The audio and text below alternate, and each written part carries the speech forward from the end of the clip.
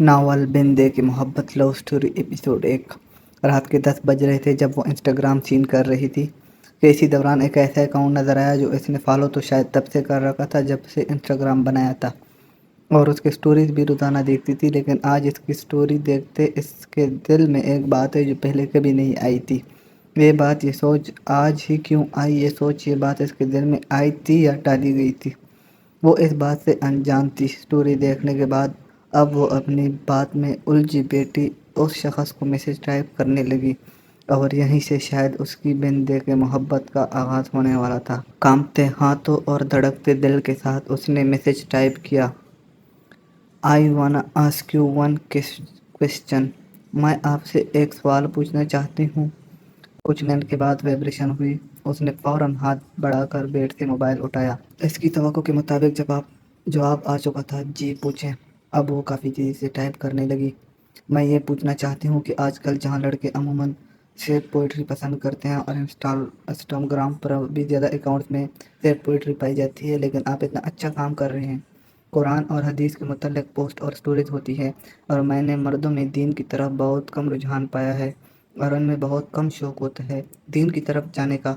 आप इतना अच्छा काम कर रहे हैं। मैं पूछना ये चाहती हूँ कि आपको किस चीज़ ने दीन से जोड़ा? बेशक हिदायत देने वाला तो अल्लाह है और वो जिससे चाहे चुनकर करीब कर ले और जिसे चाहे गुमराही देकर खुद से दूर कर ले।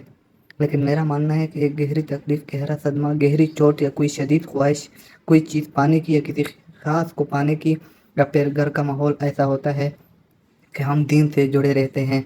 उसकी बेसब्री इंतहा को थी। वो बार बार मोबाइल चेक कर रही थी और अगले कुछ मिनट बाद जवाब आ चुका था। उसने खुशी और घबराहट के मिले जुले तासुरात के साथ कन्वर्सेशन को ली। मुझे शौक़ है इस्लाम से मुतल्लिक़ जानने में। इसका इतना मुख्तसर और उसके सवाल के मुताबिक जवाब ना पाकर उसने फिर टाइप करना शुरू किया और तेज़ी के साथ उसके हाथ चल रहे थे कि कहीं ये शख्स ऑफलाइन ना हो जाए। ठीक है, ना लेती हूँ आपको शौक़, ठीक है मान लेती हूँ आपको शौक़ है। कैसे पैदा हुआ शौक़? उसके पीछे कोई तो वजह होगी। वो भी ना जाने क्यों एक अनजान शख्स के पीछे पड़ गई। हालांकि वो किसी शख्स को मैसेज का रिप्लाई तक नहीं देती थी, लेकिन उस शख्स के बारे में उससे जानने में अब दिलचस्पी पैदा हो गई थी। अब की बार इस शख्स की तरफ से जवाब तक लहजे में आया था कि जैसे इसे चिढ़ हो गई हो उसके सवालों से। देखिए, मैं आपको बता चुका हूँ मुझे शौक़ है और इसी शौक़ की वजह से मैंने अरबी भी सीखी है और कोई गहरी तकलीफ़ नहीं पहुँची मुझे। अब वो इस शख्स को मज़ीद तंग नहीं करना चाहती थी। चले ठीक है, लेकिन आपने कोई काबिल तसल्ली जवाब नहीं दिया।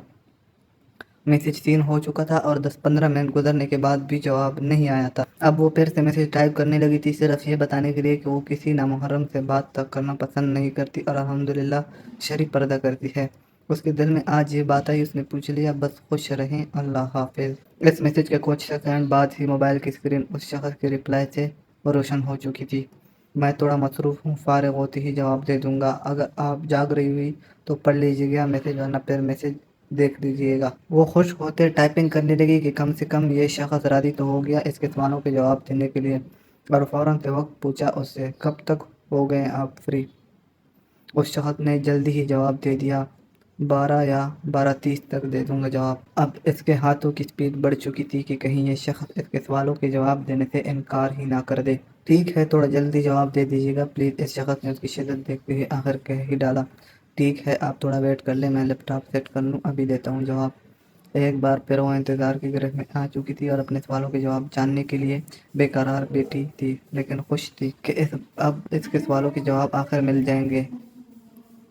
अगला एपिसोड जारी है। सेकंड एपिसोड के लिए हमारे चैनल को सब्सक्राइब करें। शुक्रिया।